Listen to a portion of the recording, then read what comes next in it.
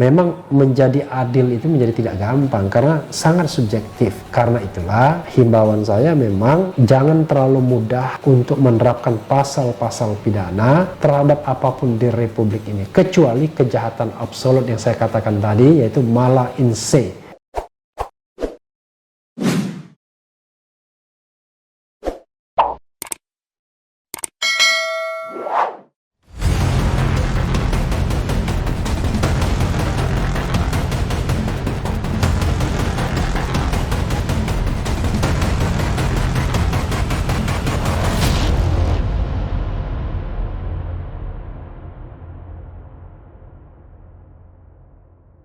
Assalamualaikum warahmatullahi wabarakatuh, Sobat RH sekalian.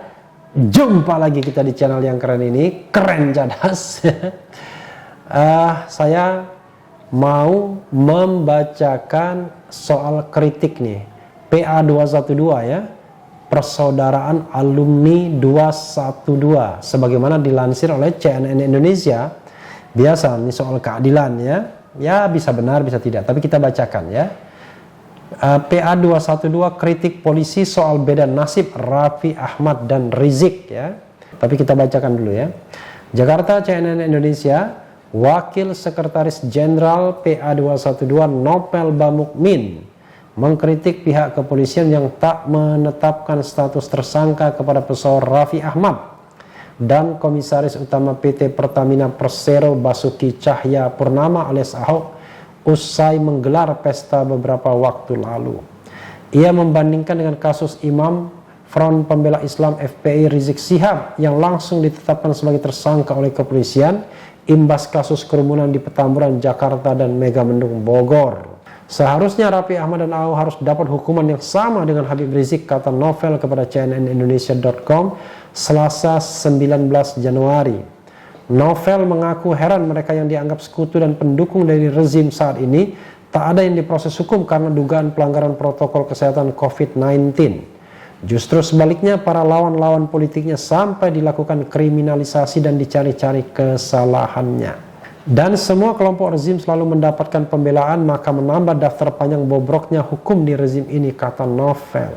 Lebih lanjut, Novel mengatakan sudah pantas bila Raffi Ahmad dan Ahok ditetapkan tersangka karena ada unsur dugaan pelanggaran protokol kesehatan. Ia menilai Raffi sebagai ikon perlawanan terhadap virus corona seharusnya menjadi contoh bagi masyarakat banyak, bukan justru menghadiri pesta yang tak memenuhi aspek protokol kesehatan.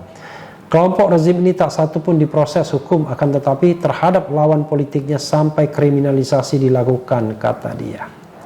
Sejumlah pesohor seperti Raffi Ahmad dan Ahok belakangan ini disorot publik karena diketahui menggelar pesta di sebuah rumah kawasan Prapanca, Jakarta Selatan. Raffi diduga melanggar protokol kesehatan di acara tersebut usai melakukan vaksinasi bersama Presiden Joko Widodo. Pihak Polda Metro Jaya mengatakan bahwa acara pesta yang dihadiri Raffi hingga Ahok itu tak melanggar protokol kesehatan pencegahan COVID-19. Unsur pasal 93 tak ada karena memang hanya 18 orang di situ. Masuk dengan protokol kesehatan ada, kami sudah periksa semua, kata Kabid Humas Polda Metro Jaya Kombes Yusri Yunus kepada wartawan di Depok Senin 18 Januari. Ya. Sobat RH sekalian, apa yang ingin saya katakan ya?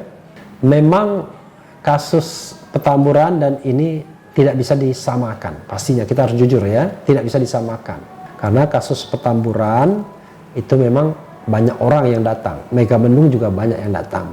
Tapi sekali lagi saya mengatakan apakah perlu dikenakan pasal-pasal pidana, itu persoalannya kan.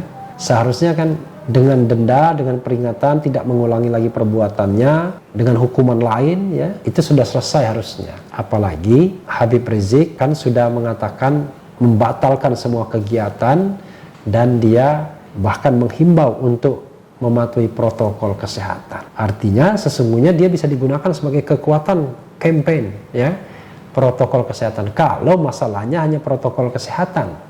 Tapi masalahnya kalau masalahnya politik ya susah ya. Kalau ada another agenda ya atau hidden agenda ya agak berat memang. Karena itu tidak heran kemudian tidak hanya dikenakan pasal soal kekarantinaan kesehatan, yaitu Undang-Undang Nomor 6 tahun 2018 pasal 93, tapi juga dikenakan pasal 160 soal penghasutan, yaitu menghasut untuk mendatangi Maulid Nabi dan menghadiri pernikahan putrinya. Baru kali ini saya mendengar ada hasutan seperti itu. Jadi kalau soalnya melanggar protokol kesehatan, ya kembalikan pada logika melanggar protokol kesehatan. Kalau dibalikkan ke itu lagi ya, misalnya logikanya mengatakan, iya dalam kondisi normal itu bukan hasutan, tapi kan ini melanggar protokol kesehatan. Iya, oke. Kalau melanggar protokol kesehatan, jangan didefinisikan sebagai hasutan. Nah, harusnya kan begitu. Tapi ya tadi saya katakan bahwa memang aneh ya, kasus-kasus yang mendera ini kalau kita mau belajar hukum ya. Karena hukum itu esensi dari hukum itu adalah keadilan. Nah, kalau ada perasaan tidak adil, sense of justice kita merasa terkoyak-koyak, loh kok begini jadinya, maka kemudian tentu sebagai orang hukum saya ingin berbicara seperti itu tanpa bicara kasus lainnya. Kalau ada kasus lainnya, it is not my business ya, tetapi saya hanya menilai apa yang di depan mata sebagai sebuah kasus itu ya. Makanya saya selalu membedakan antara mala in se dan mala in prohibita.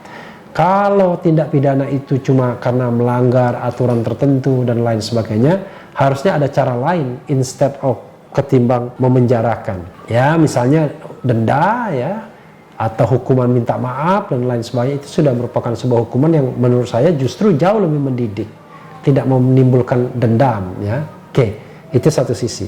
Sisi lain begini, saudara sekalian, mungkin benar apa yang dikatakan kepolisian itu bahwa tidak melanggar protokol kesehatan, kan begitu. Tapi ya kok nggak dipanggil dulu sebagai saksi atau untuk klarifikasi, kan kira-kira begitu. Mereka dipanggil untuk melakukan klarifikasi, dan hasil dari klarifikasi tersebut baru kemudian akhirnya disimpulkan bahwa tidak ada pelanggaran protokol kesehatan. Tapi ini tanpa klarifikasi, langsung saja mengatakan tidak ada pelanggaran sama sekali. Nah, ini kan juga menjadi pertanyaan. Jadi menurut saya akibatnya dianggap sangat jomplang sekali perlakuannya ya. Pada waktu itu misalnya Habib Rizik belum dijadikan tersangka saja sudah dipepet-pepet terus ya, bahkan dikuntit atau dibuntuti. Padahal pada waktu itu masih bab minta klarifikasi. Nah, ini diklarifikasi saja tidak ya, diklarifikasi saja tidak. Tiba-tiba polisi langsung menyimpulkan tidak melanggar prokes, protokol kesehatan. Nah, terlihat betul kan jomplangnya.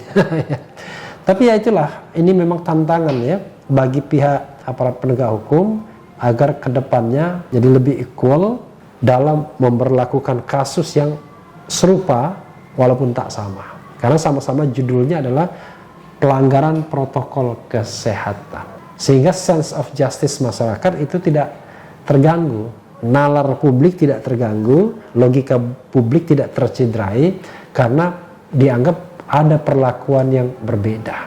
Termasuk juga kasus yang sudah saya bahas sebelumnya di video terdahulu soal misalnya Habib Rizik yang diduga terpapar virus corona COVID-19 dan tidak memberitahukan ke publik, lalu juga dikejar-kejar.